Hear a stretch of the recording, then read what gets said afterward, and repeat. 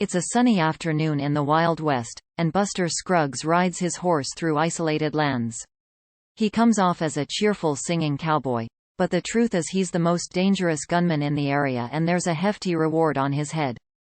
During his travels, he finds a cantina where he stops to have a drink. However, the barman refuses to sell whiskey to him because it's a banned drink and therefore only outlaws will be served. Afterward, Buster travels a little bit longer until he arrives at Frenchman's Gulch, a town he's never visited before. His first stop is the local saloon, where he must leave all his weapons at the door to comply with the no firearms policy. Then he joins a game of poker at the nearest table. Under condition he picks up the hand left by the player that just left. This incident makes thick tension take over the saloon. So Buster starts singing a song he makes up on the spot about Joe, inspiring everyone to sing and dance along. Their cheerful fun is suddenly interrupted by Joe's brother, who has found out what happened and challenges Buster to a duel to get revenge. Once again, Buster proves he's the fastest gunman in the area, and after expertly shooting each of the man's fingers, he finally kills him by looking at him in the mirror just to show off. Buster is feeling smug and confident as usual when suddenly another singing cowboy arrives in town. It's the kid who also challenges Buster to a duel. This encounter is even faster than the last one, but this time it's Buster who dies because he finally has found someone faster than him.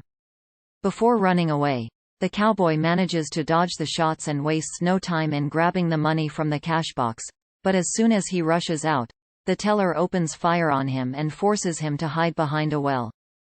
The cowboy tries to shoot back, yet his efforts are pointless. The banker has covered his body with pots and pans that reflect all the bullets. Thanks to this extra protection, the teller manages to come close enough to knock the cowboy out. Hours later, he finds himself tied to a tree and his hands tied to the saddle of his horse. It turns out a posse has already found him guilty and sentenced him to death. The cowboy spends a few hours on his horse, trying his best to keep the animal from moving too far and triggering his death. Eventually the cowboy finally gets lucky and is found by a drover who frees him by shooting the rope and allows him to ride with him for safety. Not even an hour passes before the cowboy discovers he isn't as lucky as he thought. The drover is actually a rustler, and when another posse finds them, he rides away. Moments later the cowboy is taken to town where he's found guilty by the judge and sent to the gallows. While waiting for the end, he concentrates on looking at a young woman in the crowd. So the last thing he sees before death can be a beautiful sight.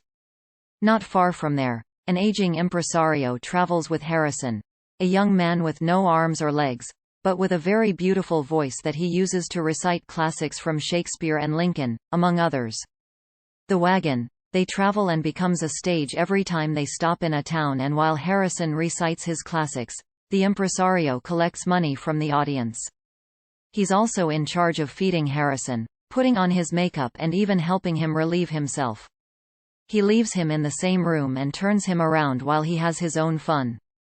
This means Harrison still has to hear everything. The further they travel around remote mountain towns, the less interested the audiences are in their little show, and they barely make any money. One evening, the impresario notices their audience is tiny because a different wagon has everyone's attention. The next day, the impresario stops the wagon by a bridge and tests the depth of the river that runs underneath by dropping a large stone into the water. The results are exactly what he needs, and moments later the impresario is back on the road with only the chicken as a passenger in the wagon, because Harrison has been pushed into the river as well. Speaking of rivers, there's one running down a mountain where a grizzled prospector has arrived to search for gold. At first his pant only picks up tiny gold specks, but by counting the amount each time the prospector follows the trail of where he should be digging to find the source. The man even makes camp next to the river, and he survives by fishing and stealing eggs from birds' nests. After many days of digging small holes, the prospector manages to triangulate the source and begins digging deeper. His calculations turn out to be perfect, and he finally gets to find a large gold vein that will make him rich, but unfortunately, there's no time to celebrate. A young man that has been trailing the prospector comes closer and shoots him after making a cigarette. To celebrate, the young man jumps in the hole to move the body, only to get ambushed by the prospector, who had been only pretending to be dead. The old man wrestles the guy for his gun and kills him. Then he checks his body and confirms it was a clean shot. It came out through his back and didn't hit anything important. In the meantime, siblings Alice and Gilbert have joined a wagon train that is crossing the Oregon Trail. Gilbert isn't exactly a good businessman, but he claims he's contacted a new business partner that is willing to marry his sister. When they make it to Oregon, traveling with them is Gilbert's dog, President Pierce, who is considered extremely annoying by the rest of the travelers because of his constant barking. Shortly after the trip begins, Gilbert goes through a violent coughing fit and dies of what seems to be cholera. The next day Alice receives more bad news. So Alice asks Arthur and Billy for advice and the men point out the wages insane definitely higher than usual. Alice thinks it's Gilbert's fault for being an awful businessman, but Billy thinks the boy may be lying. Thus, he advises her to ignore him for now, and when they make it to the halfway point, he'll try to scare him into confessing the truth since President Pierce keeps being complained about and Alice doesn't want to take responsibility for him because he's not hers.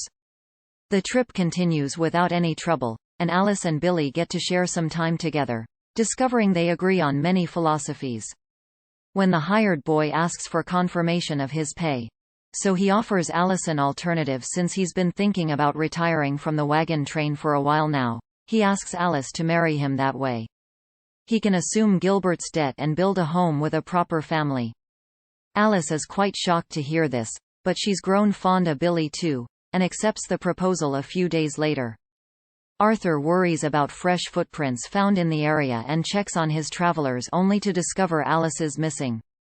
It turns out she heard President Pierce nearby and went to watch him bark at some prairie dogs, leaving the wagon train further than she realized. Arthur finds her and tries to bring her back as quickly as possible. But sadly they aren't fast enough and they get ambushed by a Native American party. Arthur uses one to defend himself and gives the other to Alice, urging her to end things for herself if he gets killed, because death is preferable to be captured by the natives who would put her through terrible painful punishments. She also thought he was dead and used the pistol exactly like he told her to. After covering her with his coat, Arthur starts making his way back to the wagon train together with President Pierce while wondering what he's going to tell Billy on a different road. 5 people ride in a stagecoach to Fort Morgan after singing for most of the ride, which annoys everyone aboard. Clarence often travel this route while ferrying cargo, alluding to something on the roof of the coach without specifying what it is now that Pigpen has finally stopped singing. Lady Benjamin, a devout Christian, is offended by this idea and reminds everyone there are only 2 kinds of people, the good and the sinning. This triggers an argument about human nature that is also joined by Frenchman René.